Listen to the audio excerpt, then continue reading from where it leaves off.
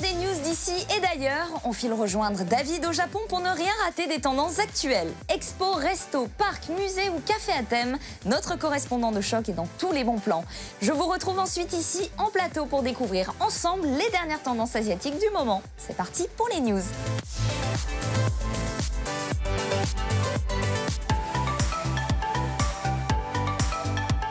Konnichiwa, salut à tous. Aujourd'hui, nous sommes au centre de convention Tokyo Big Sight pour le grand salon international de mode IFF Magic Japan.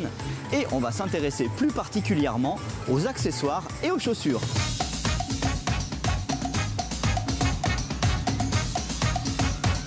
Il y a un accessoire que les Japonais portent énormément, même si à la base ça n'est pas de la mode, c'est le masque. Au moindre début du commencement de rhume, ils en mettent, mais souvent ils portent des pauvres masques médicaux blancs jetables. Et du coup, cette marque-là, le Masca, a décidé de transformer ces masques en véritables accessoires de mode. Ils les déclinent sous des dizaines de modèles différents. Là par exemple, c'est super mignon, il y a des petits skateboards dessus. En plus, ils sont très facilement lavables en machine. Derrière moi, il y a le stand d'une marque japonaise qui s'appelle Asakusa Bunko et ils font des accessoires de très haute qualité inspirés par les motifs traditionnels japonais.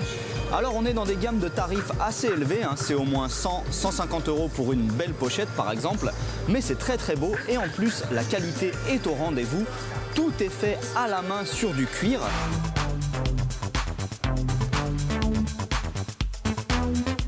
Ambiance futuristique maintenant avec ce stand de chaussures de la marque United Nude. Et ce qui est super intéressant chez eux, c'est qu'on y trouve toutes sortes de modèles, aussi bien des choses un peu sportives, genre ces baskets, que des tatanes assez customisées.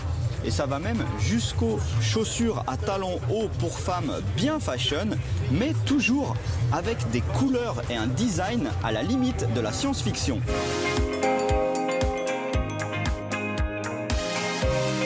Il est temps d'aller encore plus loin dans le délire chaussures what the fuck avec cette marque japonaise qui s'appelle 611 One.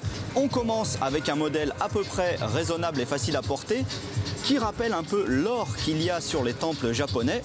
Et ensuite ça part en vrille, d'abord avec ce modèle à ambiance lapin. Et à côté, c'est super original. En fait, je ne sais pas si vous voyez bien, mais en fonction de la position de la chaussure, on a vraiment l'impression que la couleur change. Là-bas à droite, il y a le modèle self-défense. Je te mets un coup de pied avec ça, tu t'en remettras jamais.